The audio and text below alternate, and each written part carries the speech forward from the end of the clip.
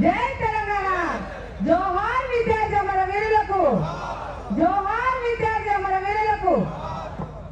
ఈరోజు దీక్షా దివస్ కార్యక్రమానికి విచ్చేసినటువంటి సభా అధ్యక్షుడు రేగా కాంతారావు గారికి, అదేవిధంగా మన ముఖ్య అతిథిగా విచ్చేసినటువంటి వదిరాజు రవిచంద్ర గారికి, వివిధ నియోజకవర్గాల నుంచి విచ్చేసినటువంటి మాజీ శాసనసభ్యులు వలమా వెంకటేశ్వరరావు గారికి, మెచ్చా నాగేశ్వరరావు గారికి, హరిప్రియ గారికి, అదేవిధంగా వేదిక మీద ఉన్నటువంటి పెద్దలు, వివిధ శాఖల నుంచి విచ్చేసినటువంటి సభ్యులందరికీ కూడా నా యొక్క నమస్కారాలు.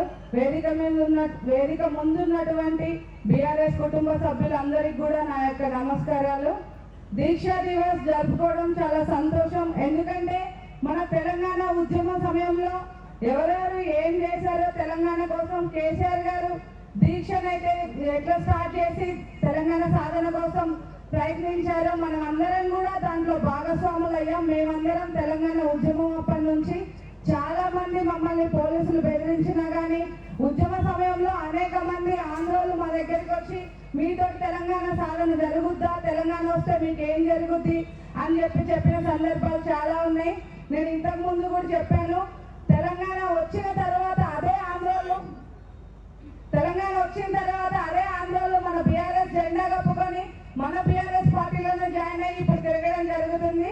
దానికి సంతోషం. కలిసి పనిచేయడానికి మనం అందరం ఎప్పుడూ రెడీగా ఉంటాం.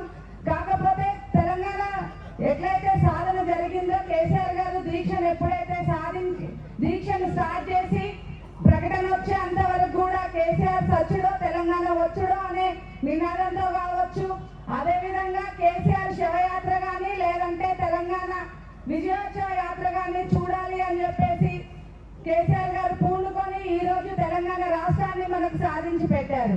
తెలంగాణ రాష్ట్రం వచ్చాక ఏమొచ్చింది అంటే, అంతకు ముందు తెలంగాణ రాష్ట్రం రాకముందు మనం అందరం కూడా నీళ్ల కోసం చాలా ఇబ్బంది పడేవాళ్ళం. కేసీఆర్ గారి నినాదం కూడా నీళ్లు, నిధులు, నియామకాలనే నినాదంతో పార్టీని స్థాపించడం జరిగింది. ఆంధ్రాలో కలిసి ఉన్నప్పుడు మనకు నీళ్లు కావచ్చు, నియామకాల్లో